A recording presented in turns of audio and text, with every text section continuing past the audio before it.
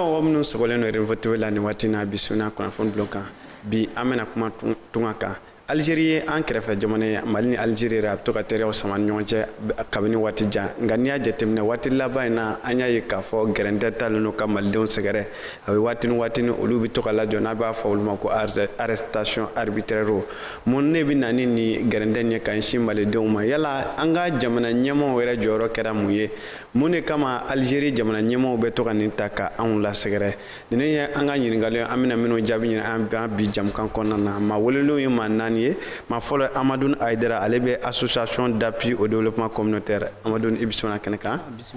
maa filanan Ousmane Diarra ale ye président de l'association malienne des expulsés Ousmane i bisimila kɛnɛ kan marhabani merci beaucoup ni ce an ka maa sabanan ye Bokar Diko ye ale bɛ BPREM na Bokar Diko i bisimila kɛnɛ kan ni ce maa naaninan ye Chérif Aïdara ale ye conseil supérieur de la diaspora ale o ɲɛmaa ye Chérif Aïdara i bisimila kɛnɛ kan merci ayiwa i n'a fɔ an tun y'a fɔ an ka kuma daminɛ na cogo min na a bɛ waati dɔɔni bɔ an ka malidenw an ye kibaruya sɔrɔ k'a fɔ k'u bɛ gɛrɛntɛ dɔw kɔnɔna na yala a ko bɛ cogo di malidenw ka situation bɛ cogo di sisan Algérie ni waati na monsieur Sogoba i ni ce ka weleli la kɛnɛ an sigilen bɛ kɛnɛ min kan o ye kɛnɛ min ye an bɛ se ka dɔ fɔ a la ala ko mɔgɔw b'a dɔn k'a fɔ ko min kɛra Algérie an ka tun kɛra kɛw la i ka dɔn Algérie jamana ye décision d'état sariya d'état ka o kɛra kabini mars kalo semaine fɔlɔ k'u bɛna farafin den fɛn o fɛn bɛ Algérie u b'u expulser ka bɔ yen an ko o kunnafoni sɔrɔ Algérien droit de l'homme fɛ an ye lettre sɛbɛn an ka ministre ma bureau min tɔgɔ ko délégation générale malienne de l'extérieur k'o lanɔniya décision nin taara ni fɛn ma kɛ o bɛna o décision de appliquer parce que a tun ye ko filanan de ye fɔlɔfɔlɔ u tun y'a kɛ u y'a lalɔ an ye lettre jaabi sɔrɔ ko u ye lettre sɔrɔ u bɛna disposition ta ala ko fɛn kana kɛ an ka malidenw minnu bɛ yen mais an ye bɛɛ de bali k'a fɔ ko u ye rafle ninnu daminɛ ka mɔgɔw minɛ u ka baarayɔrɔ la kalanden yɛrɛ b'a la k'u minɛ farafin fɛn o fɛn bɛ Algérie maliden dɔrɔn tɛ farafin fɛn o fɛn bɛ Algérie ça fait burkinabé b'a la benoît b'a la sénégalais b'a la u bɛɛ b'a la donc u b'u minɛ u minɛna waati min na o y'a fɔ n ye u ye vidéo la ma parce que u ka téléphone tun b'u bolo an ye conférence presse de kɛ k'u lanɔniya k'a fɔ ko nin bɛ se na a ye ko kɛ mais min y'an bali nin ko nin na Algérie ye jamana ye entrée jamana de don sariya jamana de don n'u ye décision ta k'a fɔ ko mɔgɔw tɛ to olu fɛ yen u ka décision de don mais ka nka tɔɔrɔ min b'a ko la tɔɔrɔ min b'a ko la i ka dɔn an ka lasigiden minnu bɛ yen ambassadeur ni consul u ye fɛɛrɛ bɛɛ de kɛ ala ko u ka se u ma k'a dɔn u minɛna mun na u bɛ se k'u mara cogoya min na Algérie jamana ma sɔn consul k'u ye u ma sɔn ambassadeur k'u ye Ousmane Diarra aw bɛ tɔnna maliden minnu wajibi seginna ka na jamana kɔnɔ nka a bɛɛ ma segin dɛ ka d'a kan dɔw bɛ Algérie sisan aw tɔ minnu bɛ Algérie yala olu ka ko bɛ cogo di u bɛ lahala jumɛn na ayiwa an bɛ foli se télévision so mɔgɔw ma ani an filɛbaga bɛɛ lajɛlen ma i filɛ ka ɲininkali min kɛ n na ɲininkali barikama don parce que bi situation maliyɛnw ka situation ou bien farafinw ka situation Algérie kɔnɔ a ma dogo mɔgɔ si la a gɛlɛyalenba don bi a gɛlɛyalen don welekan bɔra fan bɛɛ farafin jamana caman kɔnɔ ne ye Mali ni Sénégal ni Burkina ninnu ye parce que olu jamana kɔnɔdenw de tɔɔrɔlen bɛ nin politique in kɔnɔ mais i ka dɔn ka fɔ an bɛ waati min na ko sisan a bɛ san dama dama bɔ Algérie yɛrɛ n'a kɛrɛfɛ jamana si tɛ bɛnna parce que Algérie ni Maroc cɛ sira min bɛ yen n'o ye frontière o datugulen don o bɛ san dama dɔ bɔ gɛlɛya donna olu yɛrɛ dama ni ɲɔgɔn cɛ olu ni ɲɔgɔn cɛ donc frontière Algérie ni Maroc o datugulen don o bɛ san dama dɔ bɔ or que an ka tungarankew caman tun ye Algérie kɛ tɛmɛsira de ye ka don Maroc fɛ pour que i bɛ se ka tubabula sɔrɔ bon le fait que u ni ɲɔgɔn cɛ taama tɛ se ka kɛ tugun donc mɔgɔw bloquera sisan Algérie kɔnɔ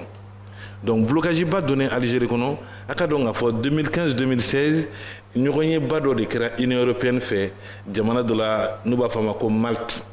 donc o ɲɔgɔn ye kɔnɔna na u nana bɔ ni bɛnkan sɛbɛnw ye mun yɛrɛ bɛ se k'a to tunga taama bɛ bali ka se farajɛ jamana na donc n'a nan'o ta k'o lajɛ n'o ye accord de réadmission ani blocage ye mɔgɔw kana se ka taama donc n'i y'o ta k'a lajɛ depuis 1985 tuma min na Union européenne kɛlen k'a ka sariyaw sigi u nana bɔ ni politique dɔ de 85 kɔnɔna na pour que ka u ka tungala sira datugu n'u b'a fɔ ma ko externalisation des frontières européennes donc n'o kɛra sisan jamana minnu bɛ tampon na ou bien les pays méditerranéens les pays de départ ou les pays de transit olu de bɛna kɛ gendarme ye minnu bɛna sira da tunga taama ɲɛ donc an b'o dɔ de hukumu kɔnɔna na Algérie bi u tulo gɛrɛnen don u ɲɛ fiyɛlen don k'a da kan u tɛ mɔgɔ ka welekan lamɛn fɔ dɔrɔn bɛnkan min b'u ni nanzara jamana ni ɲɔgɔn cɛ o bɛnkan u b'o lawaleya ka se ka tungarankew farafinmaw ko olu lasegin ka na parce que tubabuw y'a jira k'a fɔ ko tubabula dancɛ i n'a fɔ Sheriff y'a fɔ cogo min na tubabula dancɛ bɛ bi Niger de kɔnɔ Niger dugu min tɔgɔ ko Agadez donc u bɛ bɛɛ lajɛlen gɛngɛngɛn qui reflète kana Agadez donc nous donna Agadez nafolomugu de votera mun bɛ taa 1 800 000 euros là en 2015 mais en 2016 à taara fɔ 2 millions et quelques là nous b'a fɔ ma ko le fonds fiduciaire donc bɛɛ de bɛ kɛlɛ la les organisations internationales comme l'OIM olu bɛɛ de bɛ tufa la pour que bɛɛ bɛ se k'i dɔ sɔrɔ a la Mali yɛrɛ dɔ sɔrɔ a la n'i sera ka maa minnu maaw ɲangata ka na tan dɔn pour que i ka dɔɔni sɔrɔ a la wa voilà bon a bɛɛ bɛ kɛ ni politique de ye quoi a politique kɔnɔ ka dun mais a datugulen fana don ni ye Algérie ta filɛ sisan Algérie ta y'a kɛ flagrant de ye mais fɛn minnu b'a kɔrɔ ani accompagnement minnu bɛ yen ani n'i y'a ye an ka jamanaw tɛ ka se ka kumaba kɛ a ko kɔnɔ donc politique dɔ de b'a ko jukɔrɔ ko mun ni a bɛ na bɔ ni tubabuw ka lafiya ye. ayiwa BPREAW faso ko aw tun ye tɔn ye min tun bɛ dan Mali kɔnɔ nka aw bɔra k'aw ka champ d'intervention bonya Afrique kɔnɔna na ni o min kɛra dɔgɔkun laban tɛmɛnen ninnu na nka aw ka kɛ ni aw ka kibaruyaw ye aw bɔra kalama k'a fɔ maliden joli de bɛ sɔrɔ ni gɛlɛya ninnu kɔnɔna na wa. o ni ce ka ɲininkali la effectivement an ye kibaruyaw sɔrɔ ka carin mais min yɛrɛ an tɔ dabali ban an ye chiffre mun sɔrɔ CSDM fɛ o y'an dabali ban Algérie ka kɛwalew la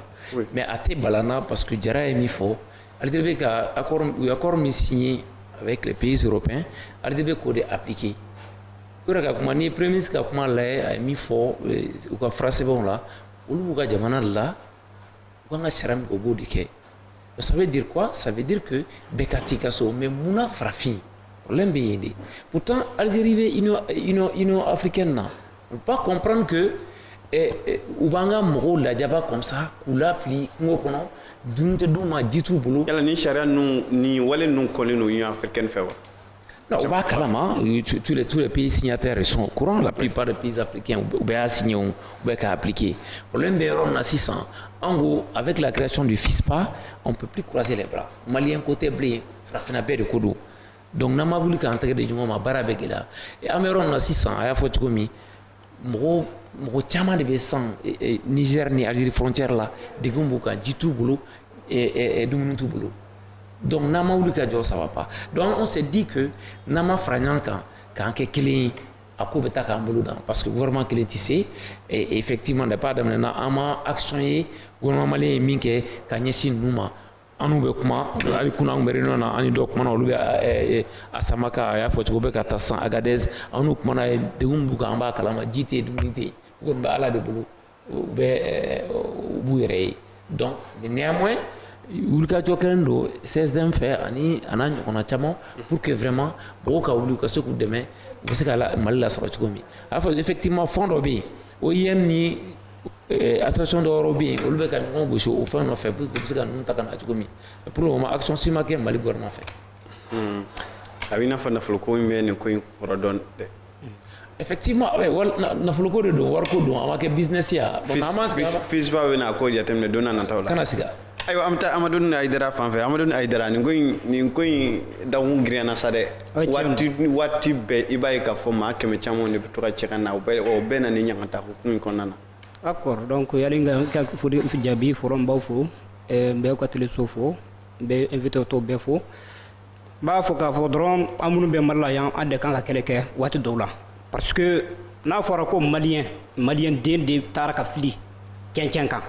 k'a sɔrɔ mɔgɔ o mɔgɔ min bɔra ka jamana kan min bɛ Mali kɔnɔ yan a bɛɛ bɛ bonya ni lasigi de la an ko jatigiya mɔgɔ o mɔgɔ min mana se an ka jamana kan an b'a bisimila an bɛ fɛn bɛɛ de ka ye donc maliyɛn bɛ nin situation na an bɛɛ de kan ka wuli ka jɔ pour que nin kelen ka se ka kɛ kɛlɛ ɲuman ye pour que maliyɛn minnu filila u k'a dɔn k'a fɔ ko dɔw b'u bolo yan dɔw b'u faw n'u ba dɔw bɛ yan minnu bɛ se ka kɛlɛ k'u nɔfɛ o de kama an fana wulila ko an tɛ se ka sigi tan parce que u bɛ sɛgɛn min na sisan o sɛgɛn t'u ta o kelen ta ye o man ka kɛ o kelen ta ye o man ka kɛ gouvernement kelen ta ye o kan ka kɛ jamana bɛɛ den bɛɛ de ka kɛ sɛgɛn ye o de kama wulila an ko k'an sigi nin ko la fɛn kelen bɛ taa fan o fan an b'a la donc fo u ka problème ka jɛ ka ɲɛnabɔ de an b'o de kama. Sherifu Aidara ka kɛ ni kunnafoni labanw ye an y'a mɛn k'a fɔ ko dɔw yɛrɛ tun bɔra Tamarasɛte k'u bɛ ka taa Samaka niveau la nin waati in na olu ko bɛ cogo di. Merci i ni ce Sogoba monsieur Jara y'a fɔ cogoya min na i ka dɔn maliden ka ko maliden tunkaranke ka tɔɔrɔya maliden tunkaranke bi ko min na Mali kɔ kan mɔgɔ si t'o dɔn ka tɛmɛ AMA kan a b'a bɛɛ kalama n dɔgɔkɛ y'a fɔ cogoya min na ne b'a fɛ ka f'u ye u ka baramɔgɔ minnu bɛ yan mun bɛ aw ka télévision lajɛ la u y'a dɔn k'a fɔ ko u denw n'u cɛw n'u dɔgɔw n'u kɔrɔw minnu bi ni hala in na bi mɔgɔw b'u kɔ u kelen tɛ kabini a ko daminɛ na an y'a suivi u bɔra Samaka u bɛ sira kan ka taa Agadez n'o sera Agadez u b'u bila centre de la ye ko OIM ka centre o OIM ka centre ni wari ko min b'a jukɔrɔ monsieur Jara tun ye min fɔ la a ye million de fɔ million tɛ dɛ milliard de don milliard 2 ni tilan de don. Ça fait wariko kama maaw bɛ ka ni ɲangata ninnu ta ka ɲɛsin farafindenw ma. Absolument, parce que i ka dɔn Europe frontière ils ont externalisé ça u nana n'a ye Agadez et u bɛna dɔw fana sigi Tchad. Alors wari min dira aw kana to farafindenw ka se Europe. Algérie ni Europe bɛnnen b'a la. An ye kunnafoni min sɔrɔ o ye miliyari 7 o miliyari 7 o tɛmɛna la u ye miliyari 3 sɔrɔ déjà donc i ka dɔn 90%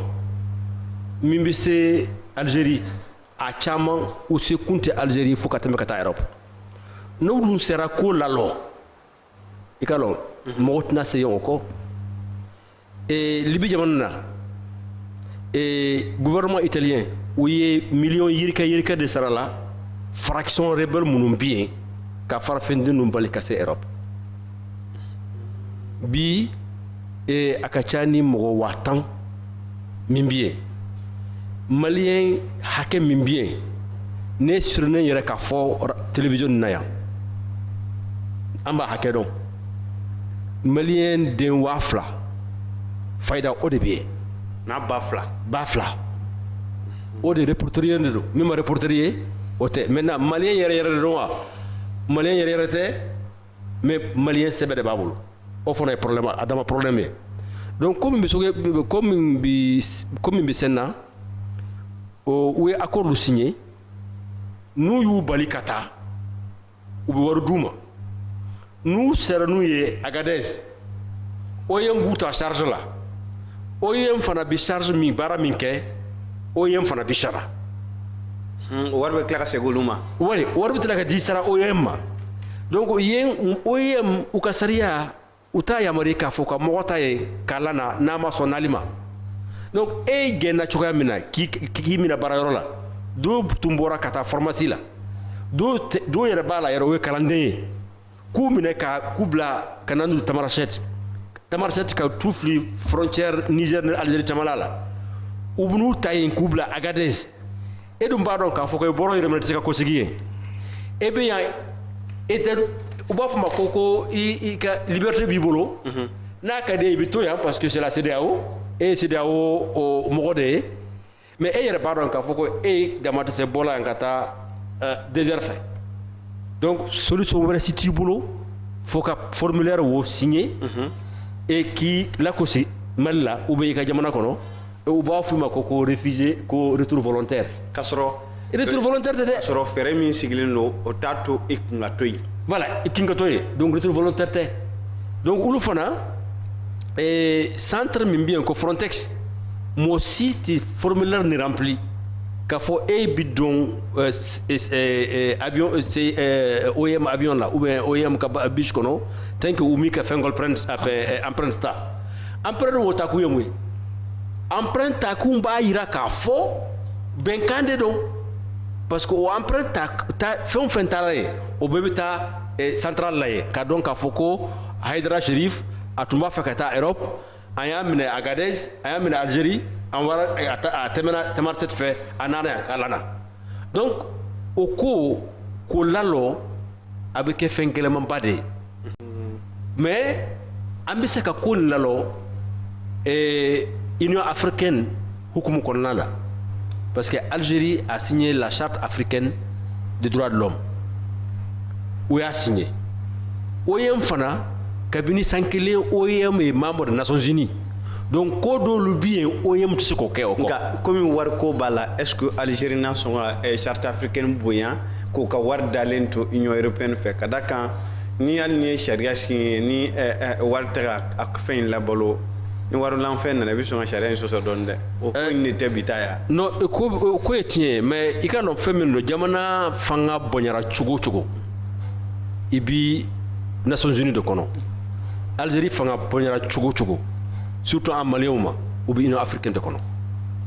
Donc a ko sera choga mina ni jamana mi est charte signée mi est accord signé ou ko ou ta la bateau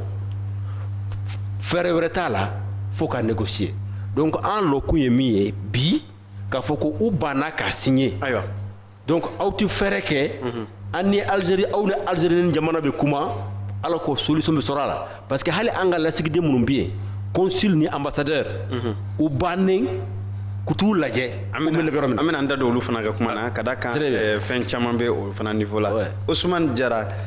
awwe ni barayna akacha bini sambukanye wani jekulu chaman me ko kenyo fe manye minum be kananu ube samaka niveau là kanyin kata Agadez siza yala ubeli halaj menila bon na ko nu fora ko kungo kono désert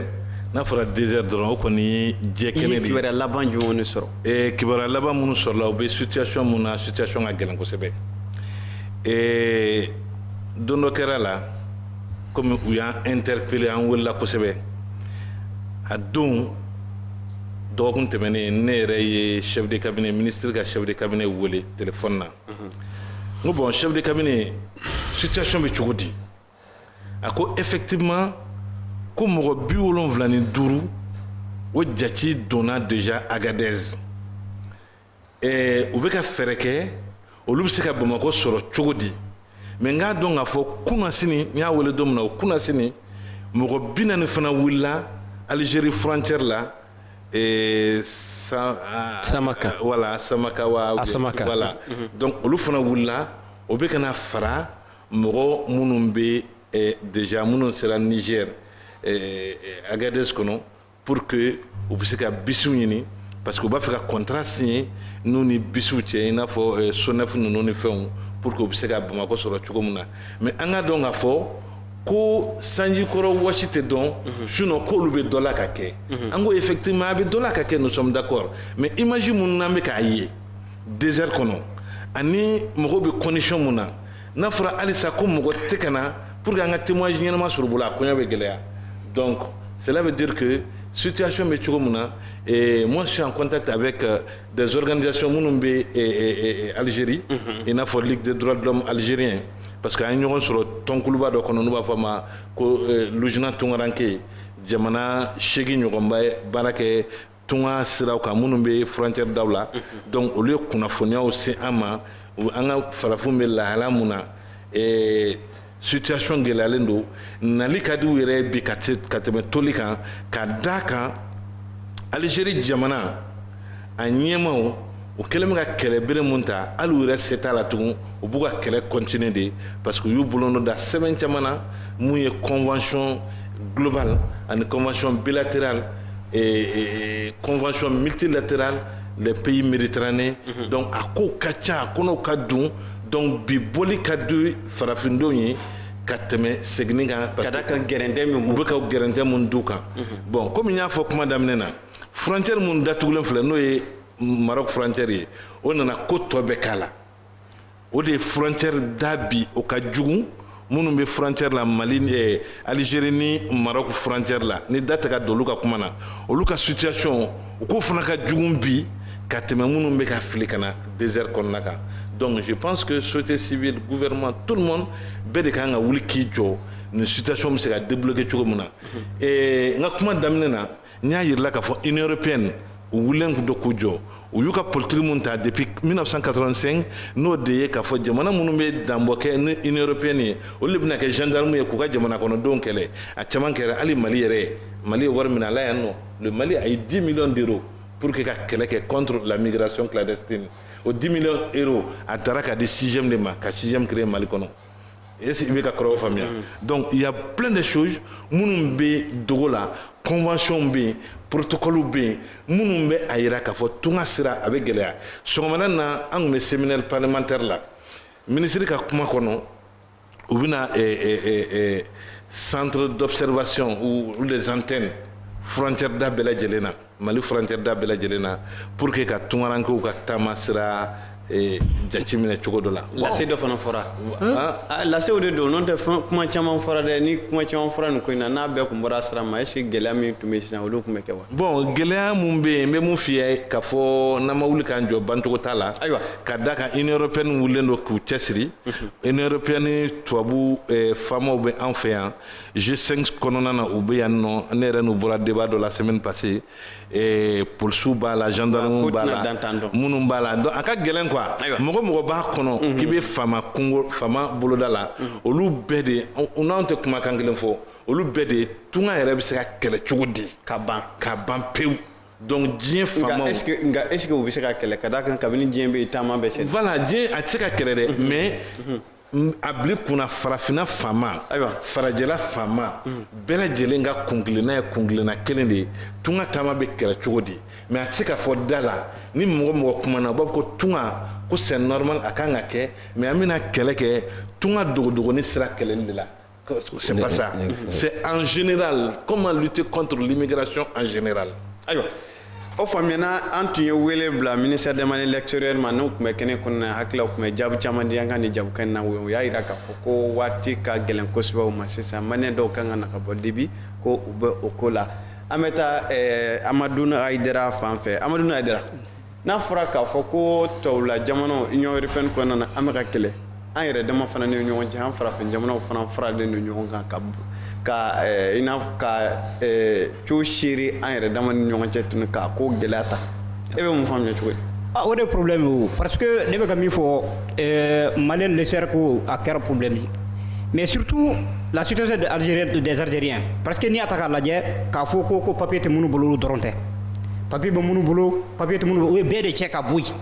donc o senfɛ an de bɛɛ de kan ka wuli ka kɛlɛ kɛ ɲɔgɔn fɛ que ça soit société civile ou gouvernement bɛ ka dɔ kɛ o mais a bɛ ka min kɛ o de ka dɔgɔ o de bɛ se ka fɔ waati dɔw la gouvernement ka min kɛ a ka dɔgɔ parce que ni a fɔra ko maliyɛn minɛna maliyɛnw bɛ yɔrɔ dɔ la u kan ka délégation de wuli ka taa lajɛ situation yɛrɛ bɛ cogo min na jamana tɔw bɛ ka wuli o n'i y'a ta k'a lajɛ Sénégal bɛ ka wuli Burkina bɛ ka wuli jamana tɔw bɛɛ bɛ ka wuli donc an bɛ min ɲini gouvernement fɛ o de gouvernement ka ko dɔw de kɛ k'a jira maliyɛnw na k'a jira k'a fɔ ko gouvernement yɛrɛ bɛ ka kɛlɛ kɛ maliyɛn denw kama o senfɛ fana maliyɛn den o de min bɛ Mali kɔnɔ yan min ka mɔgɔ bɛ tunkara fɛ ou bien min ka mɔgɔ tɛ yen olu bɛɛ de kan ka wuli nin ko in na parce que maliyɛn tɔɔrɔlen don fo k'a dama tɛmɛ an tɛ ka mɔgɔ si tɔɔrɔ yan an tɛ ka mɔgɔ si tɔɔrɔ Mali kɔnɔ an t'a fɛ ka mɔgɔ si tɔɔrɔ donc o sen de fɛ an bɛɛ de kan ka wuli an tɔɔrɔlen don kɛnɛ ma an tɔɔrɔlen don fo k'a dama tɛmɛ yɛrɛ donc gouvernement société civile malien den bɛɛ e bɛ gouvernement ou bien e bɛ gouvernement e bɛ fɛn o fɛn e kan ka wuli de pour que nin ko in ka dabila parce que a mɛnna sen na. ayiwa Bokar Diko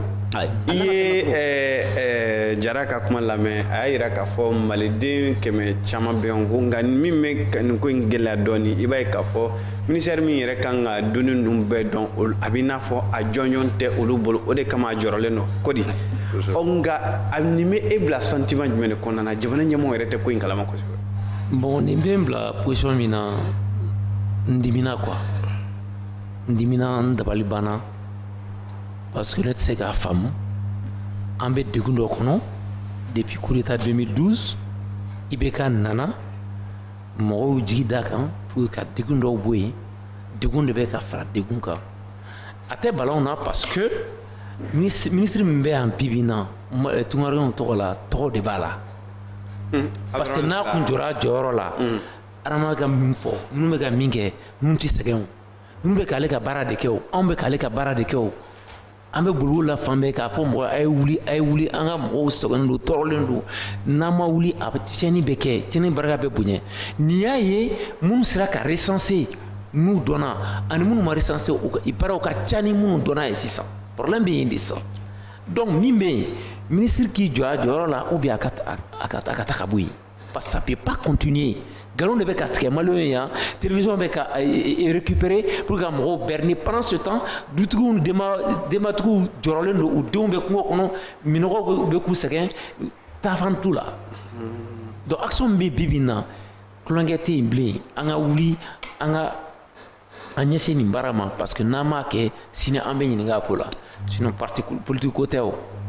mɔgɔw de bɛ yen u ni bɛ en danger donc o de ka anw ko an t'an sigi bilen ni mankan bɛ yɔrɔ min na ni problème bɛ yɔrɔ min na wuli k'an jɔ an b'an tɛgɛ di ɲɔgɔn ma parce que n'an m'an tɛgɛ di mɔgɔ wɛrɛ tɛna kɛ Algérie bɛ k'a ka politique de kɛ parce que elle s'est engagée a ye sɛbɛnw de signer a b'a appliquer mais Mali la an bɛ ka mun kɛ mun de bɛ ka kɛ foyi théâtre bɔ ani zirinda an b'o dilan parce que ne tɛ se k'a faamu non c'est clair théâtre bɔ ni zirinda de don ne tɛ se k'a faamu cogo di mɔgɔ bɛ ɲɔgɔn cɛ ka taa Kayi au même moment des centaines de Maliens sont en train de mourir à la frontière nigérienne. Le ministère en charge de la question est en train de jouer à la comédie, à la diversion, en donnant des chiffres erronés. Il ne travaille pas. Il faut que ça s'arrête. Il faut que Abdraman Sylla rende des comptes au peuple malien parce que ça ne peut pas continuer. Et nous, on est prêts à aller jusqu'au bout dans cette affaire-là parce que trop, c'est trop. Amarwaya Sadon et Dokera Latissa. Il faut que ça soit très clair. Chérifou Haïdara, tɔn misɛnmani caman bɛ yen min bɛ tunga kunkan nka an y'a ye k'a fɔ tɔn kumaba fila bɛ yen ka fara département kan aw ka tɔn fo ka taa se haut conseil des maliens l'extérieur ma ani ministère des maliens l'extérieur aw saba munna aw tɛ ka ye nin ko in na. Non an yɛra nin ko in na parce que n'i y'a 16e yɛra n'i y'a jateminɛ kabini 16e bilala 5 ans foyi ma kɛ an ma min fɔ kabini yɛrɛ radio ni télévision to b'a a kunnafɔ an b'u sɛbɛ an ye lettre sɛbɛ président union africaine ma ne ye tuuru caman de kɛ télévision na k'u lanɔniya komi bi 5 ans Diko ye min fɔ sisan ani Haidara ye min fɔ o de don u t'u ka baara kɛ nka a bɛ se ka ye cogo di aw tɔn fila minnu fana tɔn wɛrɛ min bɛ yen ka fara aw ka département k'olu tɛ ka ye nin ko in na a bɛ fɔ k'a fɔ k'olu dun jɔyɔrɔ ka bon kosɛbɛ. non u ko jɔyɔrɔ ka bon i k'a dɔn tɔn filanan ani ministère o bɛɛ ye kelen de ye. cogo di. voilà parce que tɔn filanan o ministère mana fɛn fɔ foyi fɔ u b'a fɔ ko unhun parce qu'il participe même au conseil du cabinet. C'est comme si Nika Fogne le ministère du Travail, les deux centrales syndicaux participent à leur conseil de cabinet. Est-ce que vous savez que encore? Donc, le ministère m'a fait au conseil de Fola. Alors, à cause de ça, on va donc faire un budget tableau. Budget minble la 500 millions par an en cas d'urgence. Au budget au Bana, cabinet mai ou cabinet avril. 16e. Non, ministère Boulot. Il y a le fonds de biens, wari de biens dans ces cas-là. Ni quoi cas urgence kera ou wari ou d'état qui initie qu'un problème n'est réglé. Bon, au fond il y a des problèmes. ou direction de ko délégation générale de Mali l'extérieur ministre yu boy ou sembo gestion de Mali l'extérieur là complètement alors que ni ko sunna ou ka parade do a sabana ta ko ta aka valise babulo habita France habita Suisse habita Europe mais Algérie yan kabir ko ndamna ama ya tala Algérie ama ta Libye ok ni e ma se kata ça est-ce que délégation de la kata non en CSDM de Mogola ou le Niger kata Asmaka kata Agadez bibina ame kumu fe amdu la wuli anga la sigide munum bien CSDM membre la ou doit informer andum bu informer hal kun ni chef de cabinet kumana anga fait ani do ka numéro téléphone dama ou kumana ay sem la nandama mais chef de cabinet fana abi ko beke mais faire tableau wadi tableau kulana et atiseka faire forcer ngania be ça ngania bien il fait de son mieux mais ngania bien ngania gansando autre problème réglé amma c'est que même femme ça et angala sikide mun ya ambassadeur ça fa bi nafo ni ngoy na yere de ko tigi yere jara min fo o de don ko nin ka bon uma mais an ko ni ma min famu sa Algérie bi se ka banchogo de consul bita mo malien den la je ambassadeur e fem bedeke igalo min kara kunu CEDEAO ambassadeur guinéen ni sénégalais ni munum bien ou be yu dalaje ko écoutez ante se ka sigitin obanga jamana dumne kuka kubla centre kono namba fe kuye aba fe ko o yobore ya tabulo o yere kenyon kan kata ministre affaires étrangères ikaro mu foruye ko awbi mo komina ko c'est contre la diplomatie les diplomates ne devraient pas former un syndicat nta fo don bamanakana donc on est que on a la komina ko kanyana bo ko awbi komi que la cause c'est pas la loi alors en koni hakilna yemi et également ambassadeur ni ministre président de la République au Kalasik a problème c'est régler la dron président de la République polo mo c'est vrai Algérie jamana mi a en relation ka bon fencha mama ou de accord Algérie kuna ou de en demain fencha mana mais autour Bali faut Algérie nyamon to dalu nga bolomolon voilà donc alors il est important aujourd'hui voilà le président de la République aya donc fo commune bisena ko munumbi munumbi désert là munumbi Agadez munumbi Samaka ou Fao ou Koro ou Mousso ou le Votraï à hauteur 70% aka ministre ma votaye de aka c'est vrai que ma votaye nous ne voterai donc abina fo mamnu ko ka fo ko na fanga na buga nyina lu ko don anyinu ko adu ya fo ka campagne ko na le kera président ye ni ko ye tungranke soro abi wulu ki jo ayo fo yele mané adu ka fo fana ko ni la sigide min bien ambassadeur ou consul na mi wulu ki jo tungranke ko kola aboboy bi min fo ni jen ambassadeur ne consul ou beyo se koke donc sinon ni ambassadeur de Sara ni consul de Sara jon kan katay ministre affaires étrangères ou ministre de Mali de l'extérieur am asimata femi yanda bali banfana ministre affaires étrangères tumia au conférence de kera yan kunasini algérien président ya reçoit ou min fo en contadon mimbi sena ministre mieni mi Abdraman Silay ataka barala parce que kabini tungaranke ko daminena ama problème soro kateme ale quel ministre on a que des problèmes donc minde do aya yira ka fo bi sanani abe ministériala sanani ando konkelen sanani do konkelen le 12 octobre il a participé au premier conseil des ministres kana se bima pour le moun kera Paris adama Traoré min sara koko malente pour le moun kera Algérie folloment pour le moun kera Gabon adama Traoré malien wa go malien de donc malien parce que do me antara adama Traoré famille la je o do mu me président yu reçoit amu alu ko fini antara sur film na umutu mo changer ok habi anta do malien denjumen de bien habi anta don kafo ko kele ne be ko voilà sanani do kelen ko ta ko kele ne be mi ko refier mais c'est très important k'a fɔ ministre ni akita kaboy ata nem pari i ka malien tun ye consulat ni occupé muna carte ko la an ka fana de la k'a fɔ lajɛ dɔw la k'a fɔ ko ale bɛ baara la kosɛbɛ ka d'a kan ko ale bɛ hami ni malidenw ye cogo min na ale bɛ hami ni malidenw ye cogo o kɛra sababu ye fo k'ale yɛrɛ kunkolo jɛ bon kunkolo jɛ a ti foyi la an b'a fɔ a ti foyi la an b'a fɔ ko ministre wɔyɔ an b'a ta yɔrɔ wɔyɔ de bɛ yen an kɔni y'a tɔgɔ da ko ministre wɔyɔ wɔyɔ de b'a tɔgɔ tunkarandenw de a y'o da a la ko ministre wɔyɔ a k'i ta ka bɔ yen ayiwa i kana bɔtɔ pari a taara pari carte dina ko nin na a y'i lahi de ta ye don dɔrɔn u ma gosi fɛ conférence kɔnɔ ye u ka lahidi ta k'u bɛna lahidi ladilɛ ha bi u ye fɛn min yɛrɛ signé problème b'a a kelen na a sen kelen na fɛ Paris a bɔtɔ yen ka na papier ko min donna an ka ministère des affaires ha bi a ma ɲɛnabɔ des affaires étrangères ha bi a ma ɲɛnabɔ a bɔtɔ yen don min na i ka dɔn mun de kɛra monsieur Sogoba malien dɔn tun expliqué don ka bɔ Paris ko kun bɛ lahala jugu la avion kelen kɔnɔna na a tun sirilen don ale yɛrɛ sigilen business la an ka wari maliden ye a sara an ka baarakɛla de don parce que maliden ka taxe o de b'a sara la gɛlɛyara an ye jaw ye mɛnɛ an ye jaw ye an ye jaw ye donc ayiwa an bɛ taa Usumani Jara fan fɛ Usumani Jara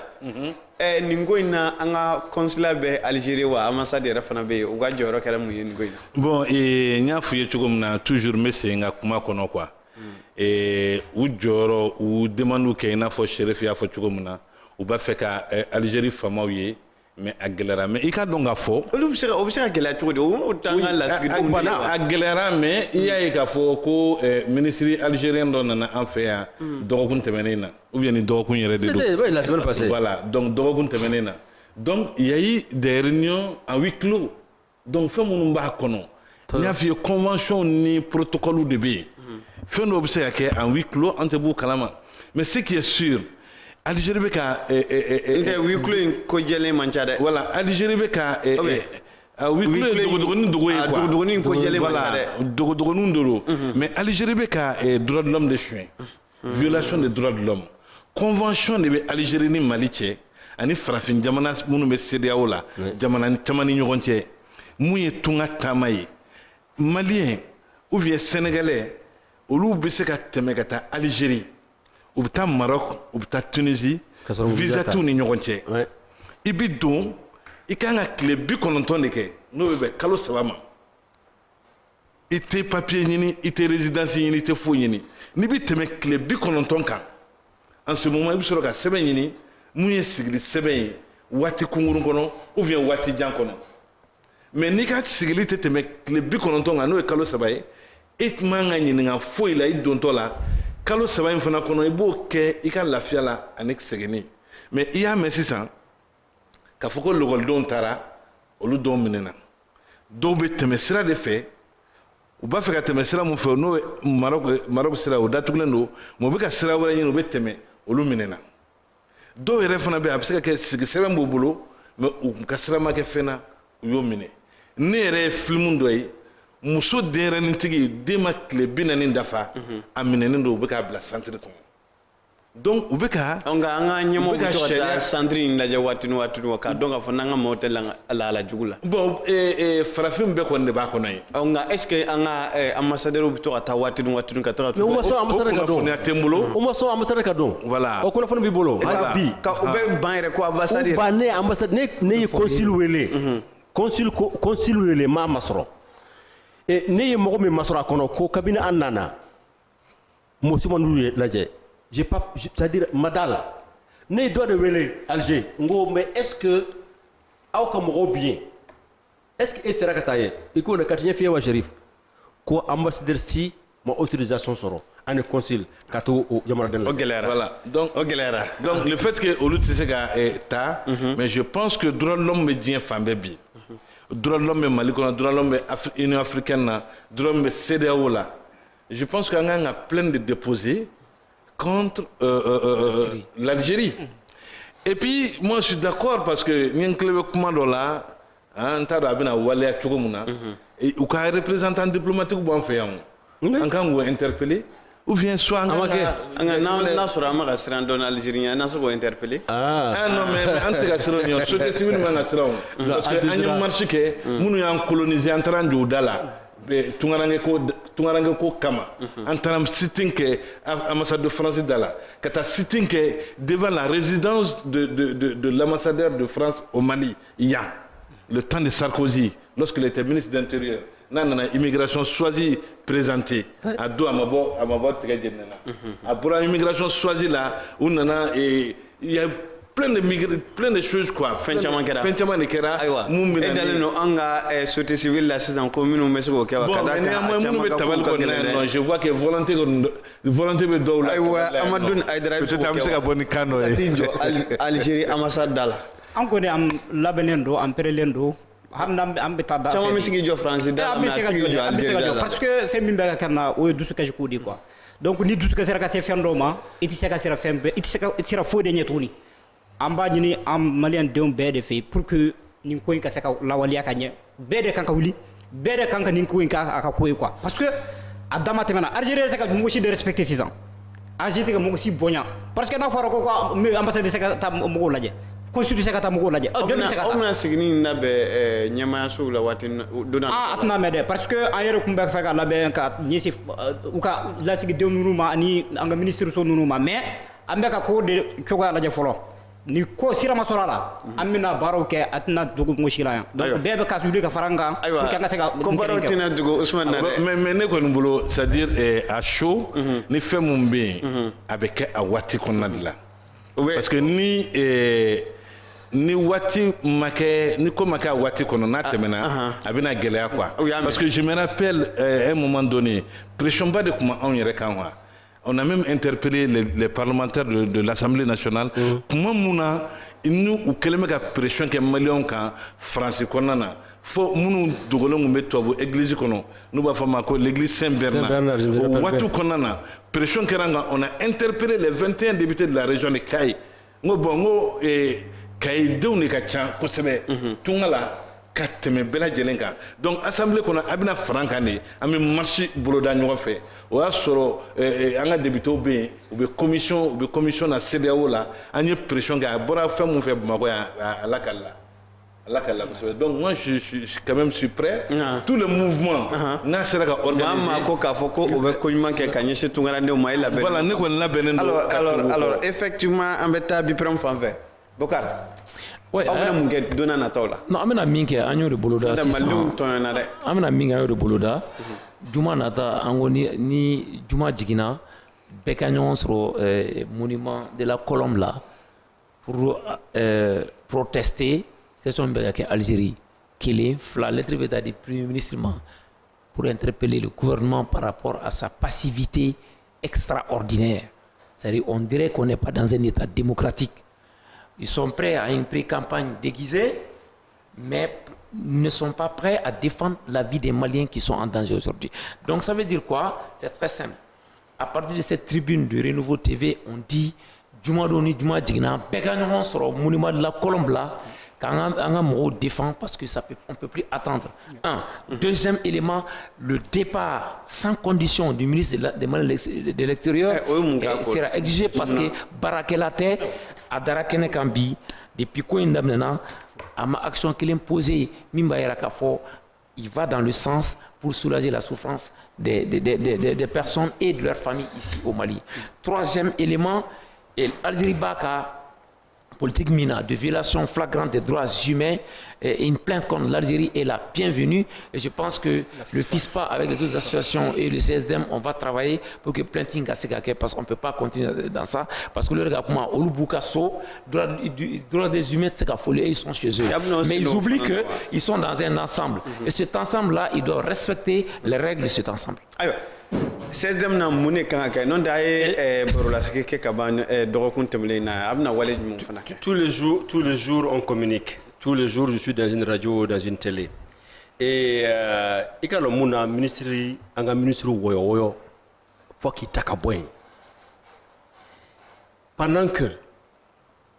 Maliden bi sa désert la u fililen bɛ frontière la a bɛ mun de organiser yan journée les 3 journées de l'intégration africaine. 3 jours où bien wari dépensé, ka parade ke, kambeka de nyona. Kambeka de nyona. Mais ok, de mana clé de bi problème en Libye. On peut comprendre que ça ne devrait pas mettre en cause l'intégration africaine. Mais ni au Kosovo organisé, ama kuma kelen fo Algérien quoi kola. Aka muso mi ma min do nanana den, do Sara ka den toy, den sanfla. Dolo Sara des heures kono. 1 minute de silence ama hakli bla kata famille Mohamed Ndon munu den munu fa munu togo munu koro bi situation dina. Aïwa, au cas gelen, on peut faire comme 1 minute, je vais conclure. Et marche amena marche que ne de quoi nous annoncé depuis le 30. Folo ya fo ni fera masoro ni wariti malibolo avion mi président bolo anga wari sané avion de do avion o dama meto inni. Jamana nyama be yala cugudi. Mais jamana chama biengo anga avion Niger ni kokera mon bakata be ta Niger ni ko o make anga la sigidon uma seka donc a don mon kerula asabana ambo ko nana ebi parade organisée ima fen fo ananina ama meka foko ambassadeur min mi ambassadeur ou ya interpellé aduruna ami wuli kata Algérie ka don femme kene otma ale sigile mbra muna Gelera. Aïwa nimbe dansi ganga bi babula min tume talke tunga kula kerngernena anga malide minu me Algérie ni gerende tamme ku segere anga ma wulon tu amaduna idare alebe association d'appui au développement communautaire ka faroka Ousmane Diarra président de l'association malienne des expulsés Bokar Diko alebe bi premna fukata se Chérif Haïdara ma conseil supérieur de la diaspora amba foyena akambe watiwere